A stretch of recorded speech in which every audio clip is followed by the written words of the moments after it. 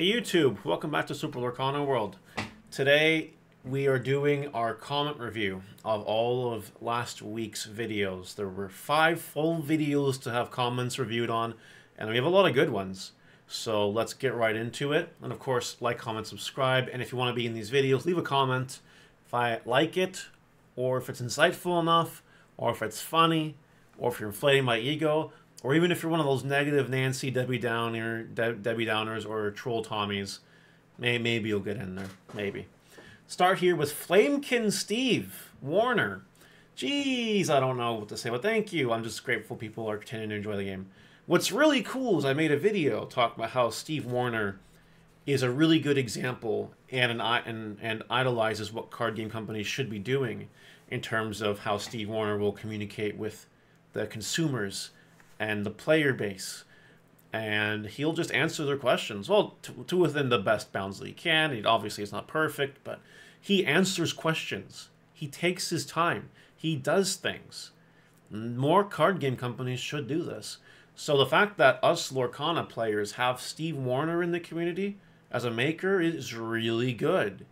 So it's really cool that he commented on my video about him, just saying he's the GOAT. He really is the GOAT. A lot of comments were saying that as well. So we'll move on to a couple more comments on that video. Fun here from David K. 1917. I'm most interested to know about the printing schedule. Unlimited, in quotes, in the past for most TCGs still at a cutoff point. Pokemon, for example, reprinted the base set 6 times and then stopped. I'm hoping Lorcana is similar and doesn't just reprint the sets for years on end. They can always include key reprints in a future set, or even makes reprint set base set 2 and MTG core sets come to mind. Would even love to see white border cards make a comeback if they did that. Oh, this guy is a OG Magic enjoyer, it looks like. What I can say on this is that he's probably right, and set 1 will not be printed forever. I expect that the printing stops soon.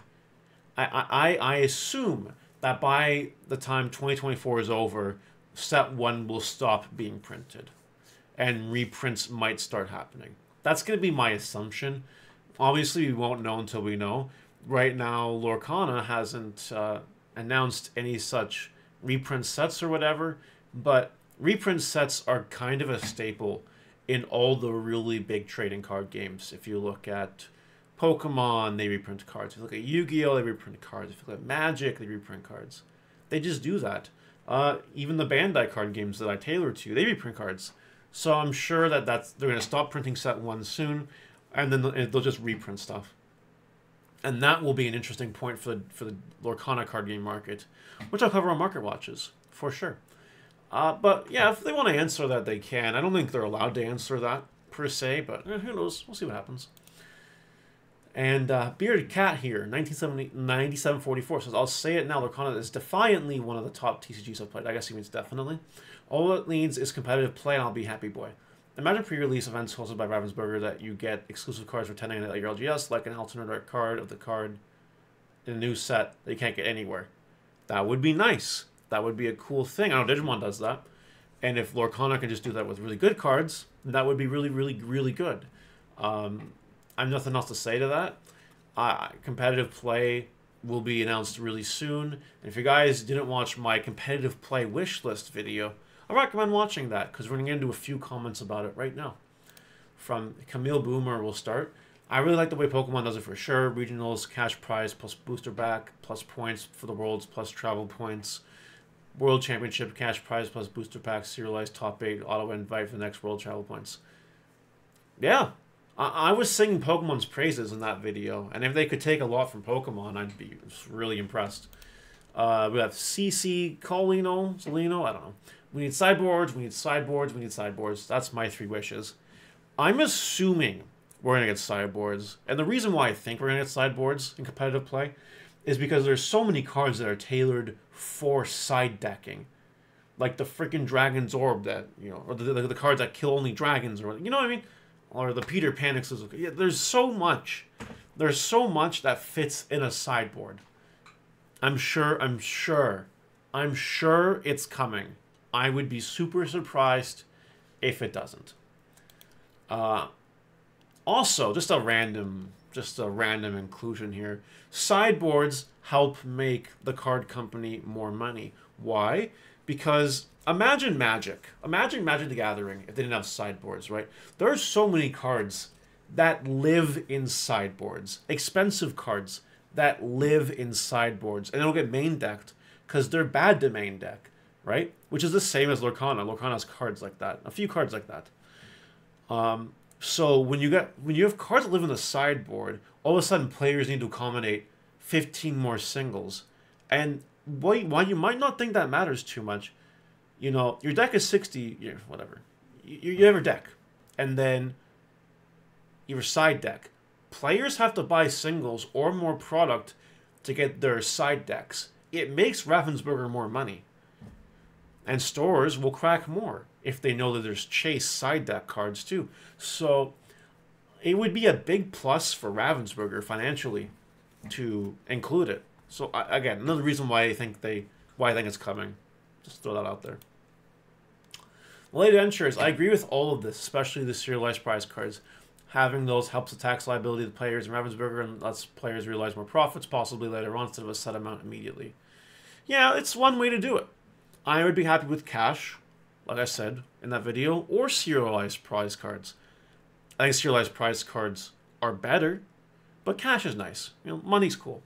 But anyway, again, if you guys want to see my whole thought process on it and what I want on my wish list, watch that video. It's educational. Shows you how other card games work too. That's pretty cool.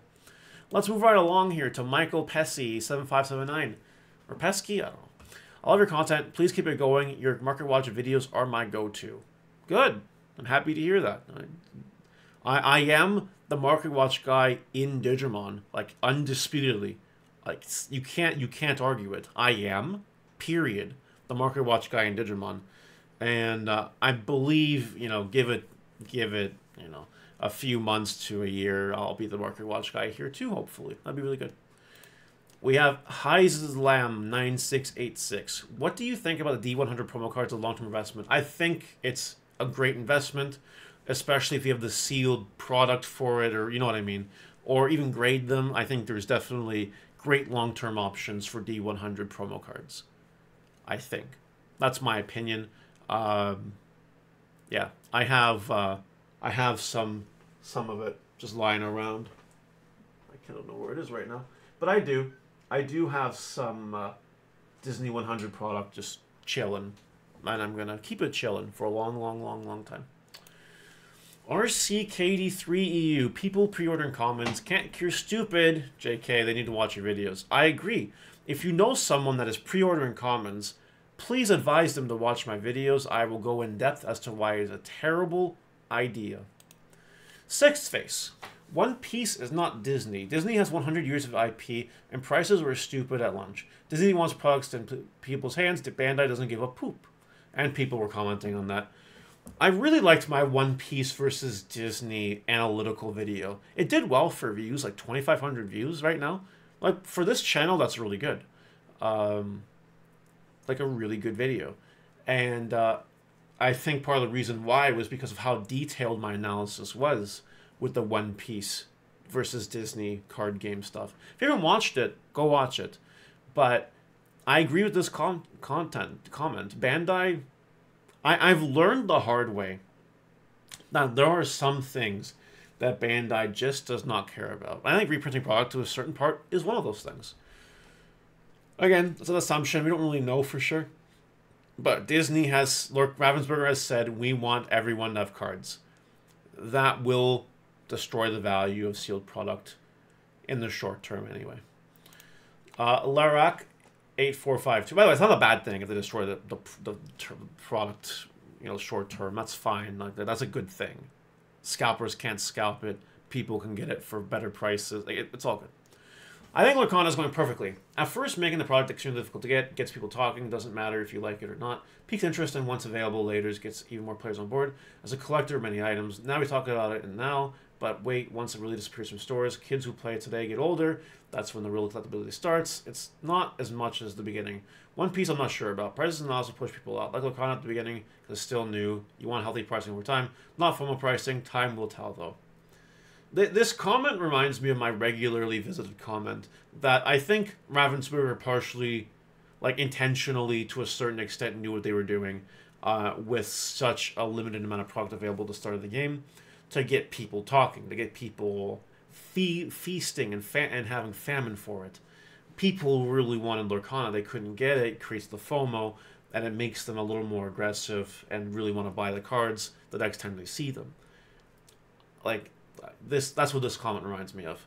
But honestly, time will tell. Anything is possible. We never know what decision Ravensburger might make until they make it. And we'll see what happens. The future is unknown, as always. The Nerd Storm. Agree with much of what was discussed here. Astute observations with a little speculation, market manipulation drive a price of Lorcana initially. I assume it's a known issue in the Lorcana community, but curious if you have a video done. If you've done a video with the atrocious quality of the print of the starter deck cards, open 2 Floodborn decks, and the cards are noticeably blurry, with the text at the bottom being bled into looking fuzzy. This is not the first time I've read this. I personally haven't seen it IRL, so I assume it's a, one batch got printed funny type situation or something. Yeah, card games will have print quality issues here and there. All that Ravensburger and the printing companies can do is just try to do better. And they usually do. Sometimes they slip. Misprints happen. It is what it is. I haven't seen it, though. Like, I just personally haven't seen it. We had starter decks here. They were fine. So, I don't know. But yeah, it happens. I don't have a video about it, but this stuff happens. It will continue to happen, and that's really it. Don't need a video on that. Unless it gets really bad. If it's really, really, really bad, then we'll talk about it. Like, if the whole third set ends up being blurry, then we have a video to talk about, NK Talo 1. As long as you have the disposable income of opening packs, has plenty of value, don't feel bad if you enjoy pulling the lever on the slot machine, as long as it's affordable for you.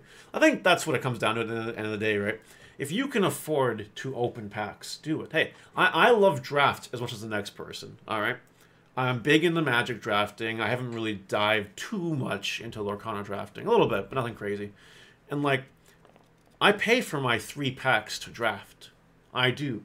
And I expect to walk away with nothing. It's just meant to be an enjoyable experience. And if I walk away with something, well, great. That's awesome. Way to go. Love to see it. But it's not an expectation, and it depends on personal preference. It's an opinionated, subjective thing. Depends how you feel about it. We have 3D Hobo 98. Morph will be 90% of Emerald decks. That might be a little bit high, but again, time will tell. We'll see how much of the community really drives towards it. Especially since competitive play will likely start around the time that set 3 is out, or after it's out, or whatever. We'll see what happens. And finally, Brian EP, great tip for not opening more packs.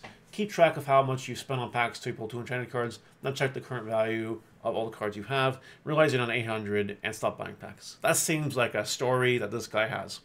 That seems like a real-life situation, and honestly, look, I didn't open as much set 2 for singles. I really didn't.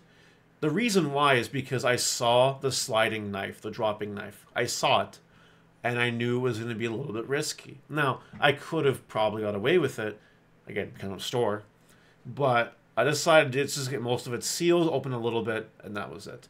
And, I still made profit because I sold it. Even at selling it at MSRP, by the way, still made money off of it. So, that's how we do it. I don't know. Good idea, though. Keep that in mind. That's it for today. What do you guys think? Let me know in the comments, and I'll see you later. Bye!